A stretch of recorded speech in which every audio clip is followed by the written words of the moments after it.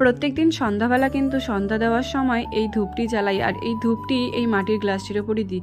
কারণ প্রথম দিন যখন আমি এই ধূপটি নিচে দিয়েছিলাম তখন কিন্তু মেঝেটা অনেকটাই সেই জায়গাটা কালো হয়ে গিয়েছিল, তাই ভাবলাম যে এটার একটি পার্মানেন্ট জায়গা দেওয়া দরকার। তারপর কিন্তু আমার মাথায় আসলো আমার কাছে কিন্তু মোল্ডেড ক্লে আগে থেকেই ছিল, তাই ভাবলাম যে মোল্ডেড ক্লে দিয়ে কিন্তু এটার জন্য একটি ধূপদানি অবশ্যই বানানো যেতে পারে। যদিও বা আমি এর আগে এরকম কোনো ভিডিও বানাইনি, কিন্তু নতুন নতুন জিনিস বানাতে কারই না ভালো লাগে। আর যেমন ভাবনা চিন্তা তেমন কিন্তু কাজটা নিয়ে খুব তাড়াতাড়ি বসেও পড়েছিলাম। আর এখানে কিন্তু আমি পছন্দ মতন রঙও করে নিচ্ছিলাম। আমি চেয়েছিলাম যে এটাকে একটু পদ্ম ফুল টাইপের করার।